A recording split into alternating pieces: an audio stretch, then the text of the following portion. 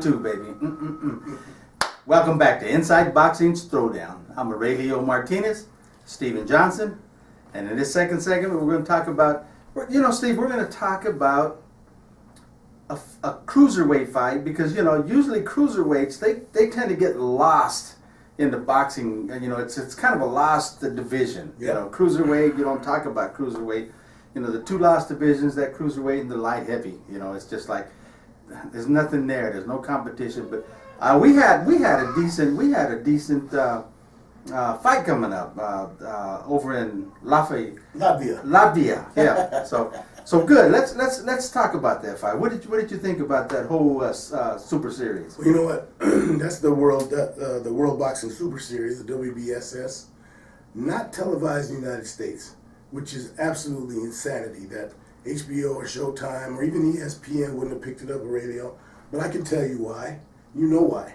Because we don't have an American in there, okay? There's no question that's what it's all about. But the bottom line is last night, I caught the live stream, a friend that sent me the live stream, and I got to see the fight between Oleksandr Usyk, who's from the Ukraine, taking on Mairis Briedis. The scores were 115 to 113 twice, and the third judge had it 114-114, a draw. Now, there's nothing significant about that other than the fact that most everyone associated with boxing just knew that Usyk was going to just blast out Mairis, okay? And it didn't happen like that. I mean, it was better than a good fight. It was a great fight. I mean, these two boys went at it, man. And I mean, I think that anybody will tell you that they saw it, they'll say, whoa, whoa, whoa, whoa, whoa, that was great. In the case of Usyk, he escaped, and now he'll be fighting sometime in May. I can't remember exactly when in May. I know it'll be in May, though, that he's going to fight he'll fight the winner of Mairis Briedis, and he's taking on Cuban Junior Dorticos. Both those guys are undefeated. Okay. Now, the thing, that's why I say this Super Series is really awesome, because all of these guys, undefeated, man. I mean, they're European, most of them are European. We had our, you know, one guy that we had here from the United States who went out early, but it's just the fact that nobody wanted to pick up this to let us see the best cruiserweights in the world. There's actually been some entertaining bouts. I think the first thing is that World Boxing Super Series originally started off with 8 contestants. Okay. Now they're in the semifinals. Usyk won his, and then one of those 2 guys will win theirs, and then they'll have the finals in May. I can't remember if it's going to be in Saudi Arabia. The final will be in Saudi Arabia. So it's got the backing of it. All you have to do is say Saudi Arabia, and you know there's money there. Sure. There's some money about this. Unfortunately, we didn't have anybody in that division, that 168. I'm sorry, in the cruiserweight division. In the cruiserweight, yeah. That will be able to get there. But man, what a good fight, though. And what a lot of people don't know, which I didn't really know until I was listening to the broadcast, that was the 4th time that Usyk has defended that WBO belt. Now he has the WBC belt. And he's undefeated. And he's undefeated.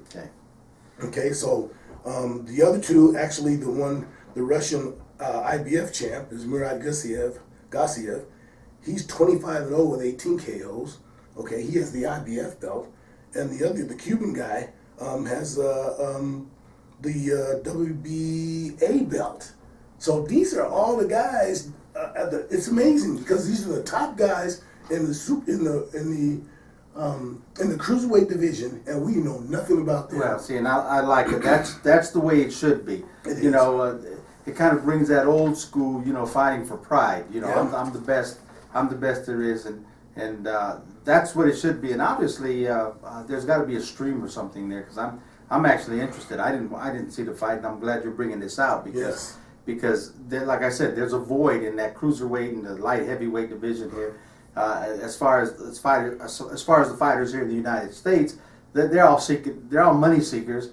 So if they happen to be in that weight class, they kind of migrate either to the heavyweight or they drop down to the super middle and the middleweight because that's where the paydays are going to be. But I'll tell you what, this is interesting. Okay, so why don't stay at your weight? I'm just hoping they start get more exposure, because that's a boxing fan. That's what they want to see. I mean, they're world champions. And just so you know, I had to look it up, but February 3rd in Sochi, Russia, where the Cuban and the Russian champ will fight in the other semifinal. Okay. Okay, and then from Russia to Latvia, the one semifinal, Russia, the other semifinal, and then the finals in Saudi Arabia. Wow. Wow. Yeah, we'll have to follow that. That's interesting. I like that. And I like that's going to be good. But man, I'm telling you, when you get a chance, you guys, check out that fight. I'll send you the stream, the tag to you so you can watch it. What a great fight. I think anybody that see it saw it, and we thought that almost all of us were in agreement that, we'll see how long this lasts. Yep. Man, he gave Usyk everything he could handle. Well, good. We're going to have to start watching that. So, okay.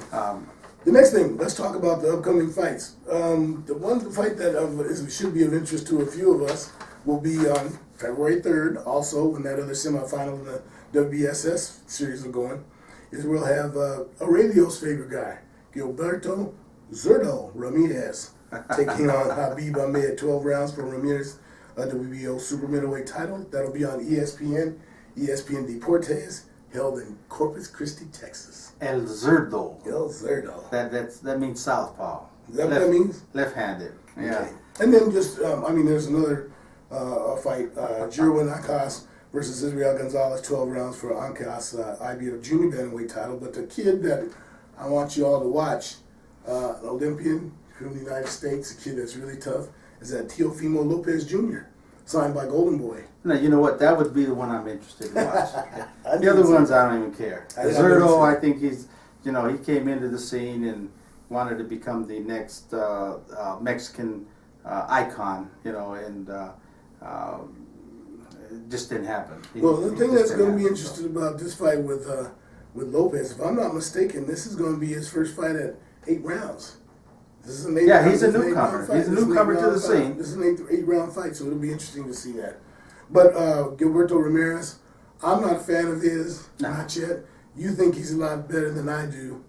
I see some chinks in his armor, but the bottom line is he gets the job done. He does. He's just an ugly fighter. I can't really say that I'm too much behind him. But once again, that'll be a fight that we have next weekend. You'll be able to see it on ESPN Deportes. Good.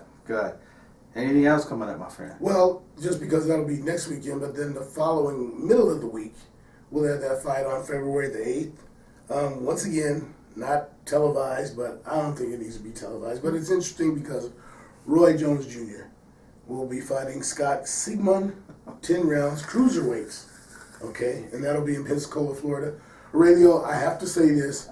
I'm still mystified that this fight is being billed as Roy Jones' last fight. I still think that the media has gone off on a tangent about his last fight, and Roy knows how to play the media. Well, this is not his last fight. This is his last fight in Pensacola, Florida. If they continue to say that, they'll be right. Sooner or later, they'll be right. Okay? Maybe next year, maybe the following year. It can be when he's 68 years old. Who knows? But I'm not interested in them fights. I'm sorry, I'm not. So, well, on, like I said, it's on Thursday, and it's not televised anywhere. They couldn't get ESPN or ABC or anybody to pick it up because it's not even worthy. This dude, Scott Sigmund, as you remember, they took the longest before announcing who the opponent was going to be. I mean, because they couldn't get anybody that was going to be worthwhile. Throw a name out there. But the fact remains that Roy Jones said, "It's my last chance." Now, remember this quote, folks. He said, "It's the last chance for my fans in Pensacola to see me fight." Okay. That's different than saying this is the last fight. My last fight. I can almost guarantee if Roy was able to make that commitment, this will be my very last fight, somebody would pick it up, and it wouldn't be on a Thursday. Yeah. Okay. Well, he's already made the statement that he has no plans of retiring. I know. That's He'll what retire I'm when he's dead. So why they're billing this as his last fight is absolutely nonsense. I don't know. I even saw where our boy Dan Raphael, and ESPN, we have major respect for them, but for him to be sucked into this, I wouldn't be surprised after the fight Roy Jones steps up there and says, "I'll be fighting next in June." Mm-hmm. He's not done. And he's going to blast this guy out probably. Yeah. Well, I don't know. We never know, but some kind of way, he's like that cat with 9 lives. Anyhow, we'll be back with our third and final segment of the week, where we'll have open discussion, and we're going to talk about hot topics in boxing and what we can expect and what's out there. Okay? It's going to be interesting, so make sure you come back for our third segment. All right? Like always. Till then, keep them hands up, baby.